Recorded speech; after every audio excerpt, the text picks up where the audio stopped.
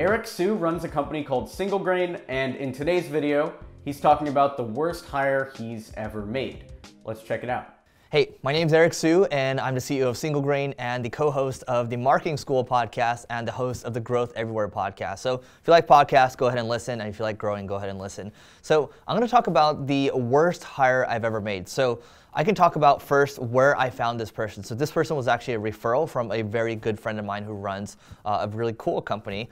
And well, this person knew what she was talking about, so I trusted her feedback. So this is why people say referrals are really good.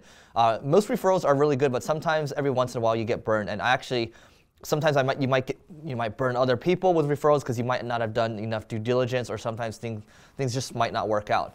So in this case, I was looking for a content marketing executive. This was a couple years ago when I first kind of joined this company, and we're looking to bring on someone to help with our content marketing division. Now, this person came highly recommended, and well, what happened was I left for about a couple weeks to go to Greece. So we trained this person up a little bit. She was very senior. She also came with a lot of experience. So case studies, everything just very polished, right? But what I learned is that at the end of the day, if a person's not a culture fit, it doesn't matter how good they are at their work.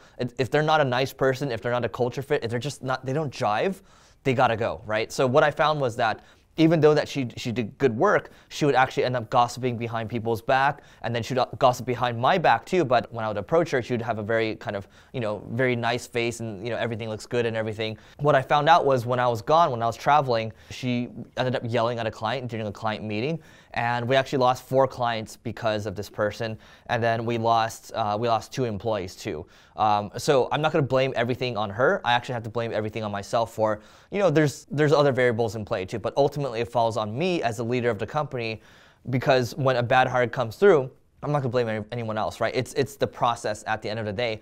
And what we ended up losing was close to about $1 million, and everything was kind of set back. Like, morale was low, we lost people, we lost clients as well, so it became really nerve-wracking. So here's the thing. When you end up making bad hires, it's a compounding effect. And not only that, you send a bad message to your entire team. Even if a person can execute, and I've learned this from even other organizations too, even if someone is the best salesperson, they're generating millions and millions of dollars a year, if they are not a nice person, if they're not a cultural fit, they don't deserve to be a part of that company. And everyone will respect you more if you go ahead and part ways. What I did was I sat on it too long, and nowadays I'm much faster and in terms of making changes quickly. So they always say, hire slow, fire fast. It's actually true. It's going to help you. It's going to help you grow in the long run. So again, it's not always about performance. It's about having the right people. It's about having nice people, because it's all about people at the end of the day. I mean, that's business, right? So I'm keeping it really simple. It's not about sales. It's not about marketing. It's not about all these hacks.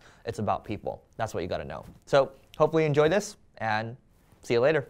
Thanks for watching the video. If you have any questions or comments on what you just saw, please leave it down below. Would love to hear your thoughts. Also, if you found value in this video, I would love if you would share it with a friend or two. We're trying to hit 100,000 subs this year, and every share counts. Also, Eris Siu's channel is down in the description, and if you need marketing support for your digital agency, check out experiment27.com. Thanks.